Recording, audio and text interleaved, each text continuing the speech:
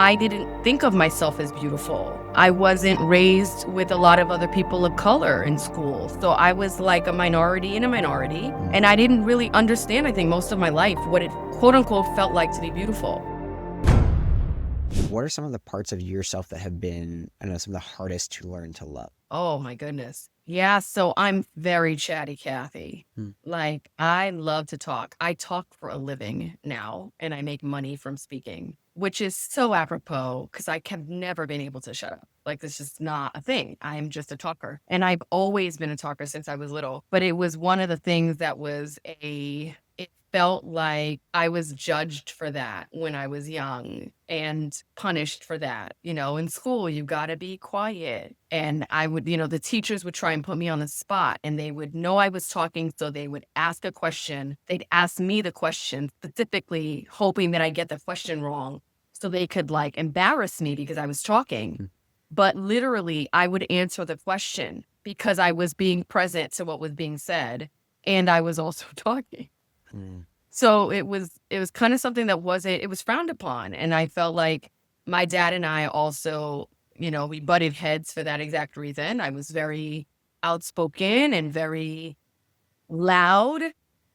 And so I think I had to learn how to love that about myself.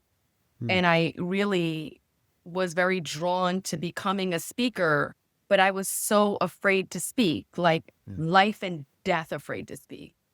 Couldn't introduce myself in a conference room of 5 people without my voice shaking, without Wow. stuttering. And now I make a lot of dough, a good amount of money to talk. Hmm. And so that was probably one of the biggest things I had to learn was to love my own voice and to love myself and to believe that what I have to say has value and meaning. Yeah. I think also beauty was a big breakthrough for me, feeling beautiful. I was on a date like maybe a couple months ago, and the guy said to me, and he asked it really seriously. It was really interesting. He was an interviewer for a living. So it was funny that he asked this question, but he asked, what does it feel like to be beautiful? Hmm. And I was not overly impressed, but I thought the question was really good. It was just like a juicy question. And I said, I don't know. I said, it feels good. Like I just was so neutral about it. And that's such big growth for me because Hmm. at the time, like when I was growing up, there weren't, there weren't Black people for the most part, Black women. Like we were the minority of the minority. Like you were not seeing Hmm. Black women on covers. That wasn't Yeah. a thing until like Oprah made it a thing. It was not a thing. It was like shocking when like Naomi hit a cover or Iman got a cover. It was some big huge Hmm. ordeal. I didn't think of myself as beautiful. I wasn't raised with a lot of other people of color in school. So I was like a minority in a minority. Hmm. And I didn't really understand, I think, most of my life what it quote unquote felt like to be beautiful. So I had to choose it.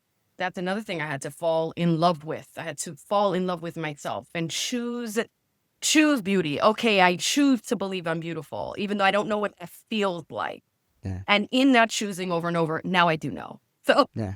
Yeah. Well, I'm glad you said that. I'm curious, and not to just throw off the same question that you've already had, but what does feeling beautiful feel like compared to just believing or thinking yourself of beautiful?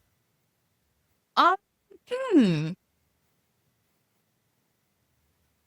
I think it's knowing there's nothing wrong with being beautiful is part of it. Because I think at the same time as the world wants you to be physically beautiful, I think the world also shames people who believe they're beautiful, Hmm. like especially women. Like, oh, you think so much of yourself. Hmm. You're superficial, or you're what's another word for superficial? There's a better word, but I can't Like think of it right fake, now. essentially. Yeah, you're fake. You're just like this superficial, vapid person. Hmm. But like, no, beauty. There is nothing wrong with knowing you're beautiful, as long as you're not walking around and being a jerk to people, right? And thinking that you are owed more than someone who may not have what we can see as physical beauty. And then also feeling it to me is nothing to do with what I look like Hmm. and everything to do with who I be. and Mm. knowing that who I am, whether I've got makeup on or don't, and I'm still working on that. I'm Hmm. not perfect, and I'm a triple Leo, y'all. So, I care about the aesthetic. The aesthetic, oh gosh.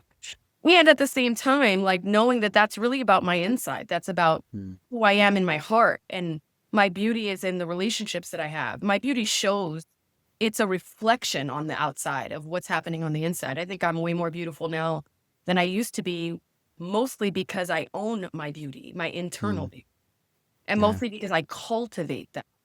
So, yeah. Yeah. When you say you cultivate that, I would say like sense of inner beauty, like what does that mean or like look like?